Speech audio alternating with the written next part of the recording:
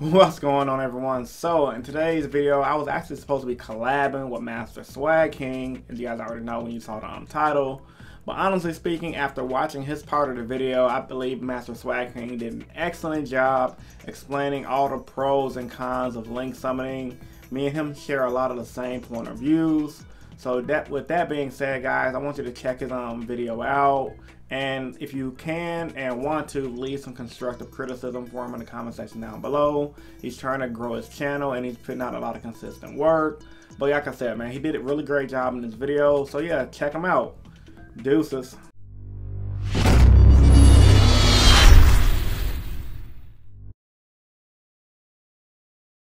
Hey guys, I am joined here with Innovation Yu-Gi-Oh! Today, and we're going to be talking about the pros and cons of Link Monsters. Now, Link Monsters were the newest thing Konami is introducing to us with the new Yu-Gi-Oh! Brains series. Now, before I actually get into the pros and cons of Link Monsters that we will be going into on my part and on his part, I want to say I was sorry for the guest upload that I did before. I know it was bad and people gave me a chance, and I thank the people that gave me a chance. But I want to let you know my audio got fixed and I realized what I did wrong. So please forgive me. This time it's a whole lot better. I am Masterswagking teaming up with Innovation Yu-Gi-Oh! And we're going to be talking about the pros and cons of Link Monsters. Now let's go. I have mentioned 4 pros and 4 cons. And we're going to be starting out with the pros because as a person, I like to see the good things in a lot of things rather than seeing the bad. But there is a lot of bad. So let's scroll down. I'm bringing out the notepad. We don't need no chart. We don't need no Microsoft PowerPoint. We can just do right here a notepad, basic schooling. First thing I want to talk about is it fixes a fair amount of complaints. Now we know that before Links got announced, we had a fair amount of complaining that technically was justified. We had people complaining that pendulums killed the game. I don't want to play against break my board decks. This game is too fast. This game is just going down to the drain. Konami is killing the game. With Links being out now, do you honestly kind of hear all that anymore? You still gonna hear it, obviously, because it's Yu-Gi-Oh! People complain about everything. But with Links being announced, people haven't noticed this. And this might be the #1 list on the list compared to both of our segments that we're going to be giving you guys. Is that this did fix a sheer amount of complaints that a lot of players had. The whole breaking boards, the whole losing too fast, the whole, what was the thing? Pendulums killed the game, which I feel like is the absolute stupidest thing I've ever heard in my life. But yeah, I do feel like a nice pro of Links, which obviously I have it right here at #1. It's not in any specific order, but if I did have one, this would definitely be #1. It did fix a sheer amount of complaints that the community had, and I do feel like Konami did kind of address it properly. I just didn't know if they handled it the well they did with the Links and the way they're being announced, but it is fine. It did fix a sheer amount of complaints, so if it did want to achieve that, did kind of achieve it. #2, non-extra decks and other rogue decks have the potential to come back. We even see this now. Spellbook's getting new support. A rogue deck like Spiral's getting their support. Sub-Terrors.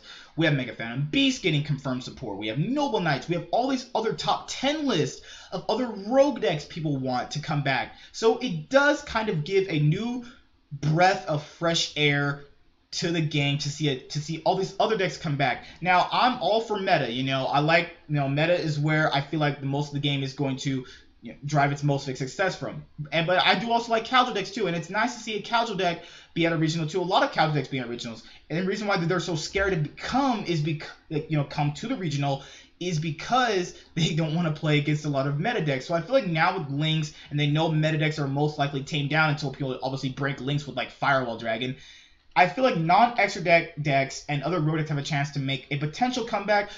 Which ones will stand the test of time? It could be Chainburn, it could be Mermail, it could be Dark Lords, it could be Monarchs, it could be Yosenju, it could be Stellar Knights. It could even be that Ice Barrier deck that we laughed at yesterday for being Ice Barrier. But Link, I'm just kidding on the Ice Barrier thing. You guys know that deck sucks. But Links do give non-extra deck and rogue decks an option. That's why people's top 10 list for Link format or Link era, because Links is not a format, it's an era. That's a very common misconception. Is people have Monarchs on there, people have Dark Lord, people have Dark Magician on there, people have Blue Eyes. They can make a comeback, and I do believe they can. but the best ones will and the other worst ones will not. But that also depends on what kind of support or legacy support we will get from Konami as well. Number 3, a different way of playing the game. The way that they're trying to structure newer cards and the way the links are the zone occupants, stuff like that, is a nice new different way of playing the game. Because adaptation in games is key. If you're not adapting to certain things, you won't become a better player.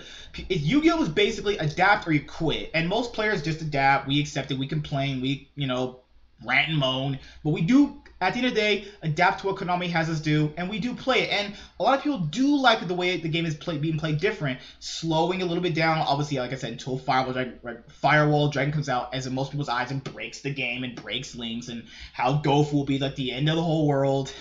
But it is a new different way of playing the game, and just the way to look at it in a different perspective, which I feel like a lot of pro players, even casual players, will like that, because a new, fresher breath air is always good. I heard a lot of the vlogs on the national vlogs from a lot of the other Yu-Gi tubers said, and the people, when they were interviewing the people, they're like, yeah, we just want a new, different way of playing, and you're getting that. You're getting that with links. Now, whether it would make the game a lot faster is up to debate, and what cards Konami gives us and creates. Number 4 of the pros, and the last one, can potentially have certain cards come off the ban list, and this is the biggest, probably number 1.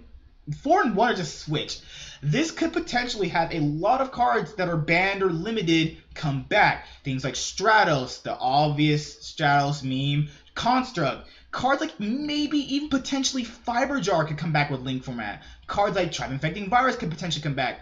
Cards potentially maybe Harpy's Feather Duster. That maybe that's just my bias of Harpy's Feather Duster, but we do know a lot of cards from the Forbidden section, Limited section, and Semi-Limited section have potential to come back now that we have Link Monsters. So now we're also going to be moving on to the cons, the bad things I don't like about Link Monsters, or just in general things I've talked to people about, and they said, oh, we don't kind of like it, and I kind of do agree. As I was thinking it over, I was like, yeah, that is kind of stupid. So the most obvious one that I just can't stand, and it just bothers me every single time I look at Link Monsters, is that number 1 for cons is cards are not a different color.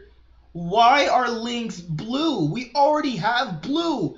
And you have pendulum scales. They're what? Blue, right?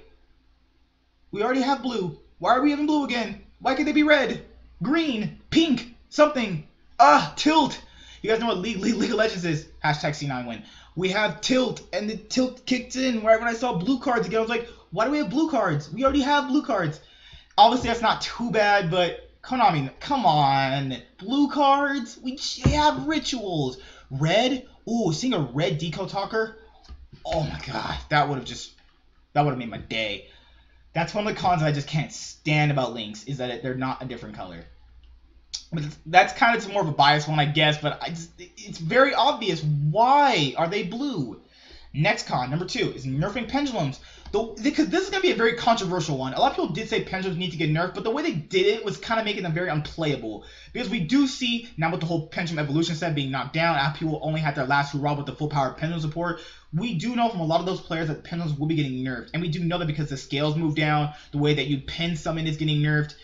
The way they did it is just very like, we kind of have to nerf the summoning mechanic because we kind of made it too good. And I do understand the frustration of it. It was kind of powerful. But the problem is with pendulums is that later on, as like the game got like evolved and like we understood pendulums a lot more and we got a lot more stuff to deal with pendulums, they really weren't all that bad. Like you had Unending Nightmares, you had Imperial Order come back, you had things like Twin Twister, you had things like Cosmic Cyclone.